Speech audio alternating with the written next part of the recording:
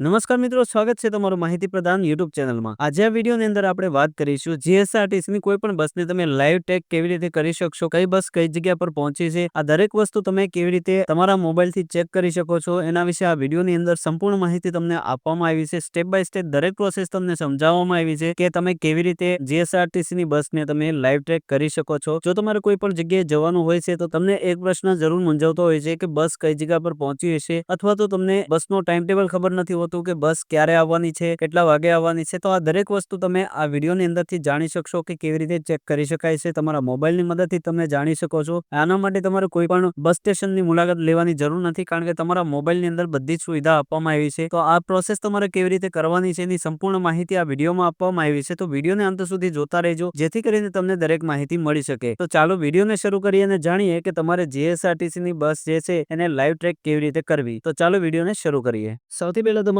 Play store open કરવાનું છે। Play store ની અંદર તમારે સર્ચ કરવાનું છે જીએસઆરટીસી લાઈવ। જેવું તમે સર્ચ કરશો અહીં તમને જોવા મળશે જીએસઆરટીસી લાઈવ ટ્રેકિંગ। તો અહીંયાથી તમારે ઇન્સ્ટોલ કરી લેવાનું છે। અહીંયા મેં પહેલેથી ઇન્સ્ટોલ કરેલી છે એટલે ઓપન જોવા મળે છે, અહીંયા તમને ઇન્સ્ટોલ જોવા મળશે, તો અહીંયાથી તમારે ઇન્સ્ટોલ કરી લેવાની છે। ઇન્સ્ટોલ થયા પછી અહીંયાથી ઓપન કરવાની છે। ઓપન કરશો એટલે તમારી સામે આ પ્રકારનું ડેશબોર્ડ આવી જશે। અહીંયા તમને 4 ઓપ્શન જોવા મળે છે। આ 4 ઓપ્શનમાંથી આપણે અહીંયા સર્ચ બસ કરવાનું છે, કારણ કે આપણી પાસે જીએસઆરટીસી જે બસને આપણે ટ્રેક કરવાની છે એ બસનો આપણી પાસે નંબર નથી અને પીએનઆર નંબર પણ નથી। હવે આ બે વસ્તુ આપણી પાસે નથી, તો આપણે બસને સર્ચ કરીને આપણે જોશું કે કઈ બસ હાલમાં ક્યાં પહોંચી છે। તો અહીંયા તમારે સર્ચ બસ ઉપર ક્લિક કરવાનું છે। જેવું ક્લિક કરશો એટલે આ પ્રકારે તમારી સામે ડેશબોર્ડ આવશે। હવે અહીંયા તમને જોવા મળશે સ્ટાર્ટિંગ પોઈન્ટ અને નીચે તમને જોવા મળશે ડેસ્ટિનેશન પોઈન્ટ। સ્ટાર્ટિંગ પોઈન્ટ કોને કહેવાય છે? જે જગ્યાએથી તમારે જવાનું હોય છે એ જગ્યાને સ્ટાર્ટિંગ પોઈન્ટ કહેવાય છે, અને જે જગ્યા પર તમારે જવાનું છે એને ડેસ્ટિનેશન પોઈન્ટ કહેવાય। એટલે સપોઝ કરો કે તમારે ભાવનગરથી અમદાવાદ જવું છે, તો તમારું જે ભાવનગર છે એ સ્ટાર્ટિંગ પોઈન્ટ થયો અને ડેસ્ટિનેશન પોઈન્ટ છે જગ્યાએ તમારે જવાનું છે એટલે કે અમદાવાદ તમારું ડેસ્ટિનેશન પોઈન્ટ થયો।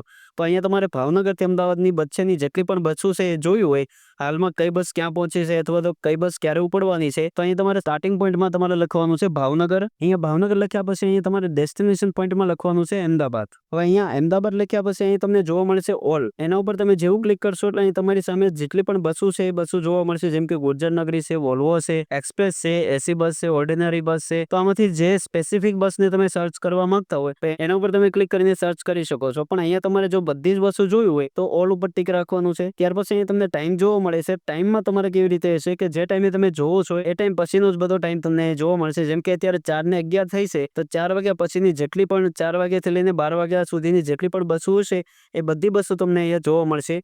અને તમે અહીંથી કોઈ પણ ટાઈમ સિલેક્ટ કરો તો એ ટાઈમ પ્રમાણે તમને અહીંયા બસો જોવા મળશે, જેમ કે 6:30 આપણે અહીંયા સિલેક્ટ કરશું અને પછી સર્ચ ઉપર ક્લિક કરશું તો 6:30 પછીની જેટલી પણ બસો હશે 12 વાગ્યા સુધીની એ બધી બસો તમને જોવા મળશે। પણ તમારે જો અત્યારે હાલના ટાઈમથી તમારે જોવું હોય તો અહીં 4 વાગ્યા સિલેક્ટ રાખવાનું છે। ત્યાર પછી અહીં તમને તારીખ જોવા મળશે, તો તારીખની અંદર તમારે કોઈ પણ ચેન્જીસ કરવાનું નથી, કારણ કે અહીંયા તારીખ ચેન્જ નહીં થઈ, તમે સેમ ડે તમે જોઈ શકો છો। જેમ કે આજે 6 તારીખ છે તો 6 તારીખનું તમે જોઈ શકશો, 7 તારીખનું તમે નહીં જોઈ શકો। તો અહીંયા તમારે શું કરવાનું છે, ઓકે કરી દેવાનું છે। ત્યાર પછી અહીં સર્ચ બસ ઉપર ક્લિક કરવાનું છે। હવે જેવું તમે ક્લિક કરશો એટલે જેટલી પણ બસો છે એ બસો બધી જ જોવા મળશે। 4 વાગ્યાથી લઈને 12 વાગ્યા સુધીની ભાવનગરથી અમદાવાદ જવાની જેટલી પણ બસો છે એ બધી જ બસો તમને એ જોવા મળશે।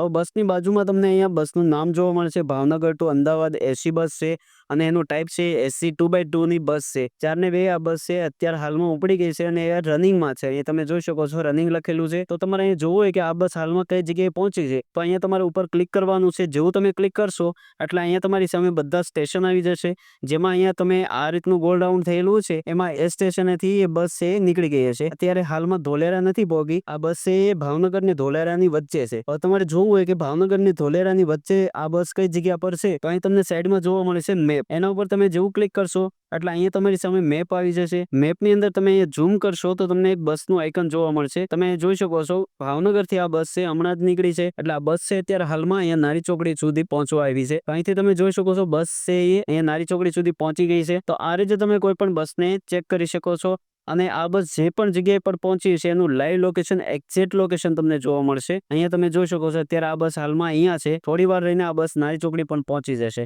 બીજી પણ તમે બસ અહીં જોઈ શકો છો, જેમ કે મહુવા ટુ કૃષ્ણનગર વાયા ધોલેરા વાળી બસ છે એ ભાવનગર છે એ 4:47 પહોંચવાની છે, પણ હાલમાં એ રનિંગ છે, કારણ કે એ બસ છે મહુવાથી નીકળી છે। તો તમે જો ભાવનગરથી બેસવાના હો તો અહીંયા તમે જોઈ શકો છો કે હાલમાં બસ છે એ ક્યાં પહોંચી છે, તો તમે એના ઉપર ક્લિક કરશો અને અહીંયા તમે જોઈ શકો છો મહુવા અને તળાજા બંને સ્ટેશન છે એને ક્રોસ કરી દીધા છે, પણ ભાવનગર છે એ 4:47 પહોંચવાની છે. પછી તમે મેપ ઉપર ક્લિક કરશો અને મેપ ઉપર જેવા ક્લિક કરશો અને ઝૂમ કરશો એટલે તમને એ જોવા મળશે કે હાલમાં બસ છે એ કઈ જગ્યા પર પહોંચી છે. તો તમે એ જોઈ શકો છો આ બસ છે કોવડી સુધી પહોંચવા આવી છે. તો અહીંથી તમે એ જોઈ શકો છો કે બસ હાલમાં આ જગ્યા પર છે અને તમે ભાવનગર જો સ્ટેશને જો પહોંચ્યા નથી તો આ બસને તમે જોઈને તમે તમારા ટાઈમને એડજસ્ટ કરી શકો છો. તો આ રીતે તમે કોઈ પણ બસને સર્ચ કરી શકો છો, કોઈ પણ બસને તમે જોઈ શકો છો અને કોઈ પણ બસનું લાઈવ લોકેશન તમે અહીંથી ટ્રેક કરી શકો છો. આપણે હમણાં જોયું નારી ચોકડી સુધી પહોંચવા આવેલી બસ છે એના ઉપર ક્લિક કરીએ અને અહીંયા જોઈએ તો એ બસ છે એ અત્યારે હાલમાં તમે જોઈ શકો છો નારી ચોકડી પહોંચી ગઈ છે. અહીંયા તમે જોઈ શકો છો બસ પેલા અહીંયા હતી, અત્યારે નારી ચોકડી બસ પહોંચી ગઈ છે. એટલે એમનું એક્ઝેક્ટ લોકેશન તમે અહીંથી ચેક કરી શકો છો કે બસ હાલમાં કઈ જગ્યા પર છે. તો આ રીતે તમે કોઈ પણ બસને સર્ચ કરી શકો છો અને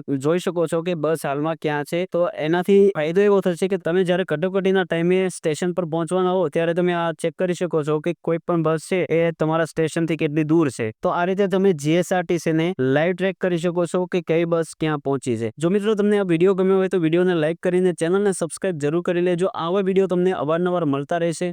તો મળીએ એક નવા વિડીયોમાં. આજના વિડીયોમાં એટલું. જય હિન્દ, વંદે માતરમ.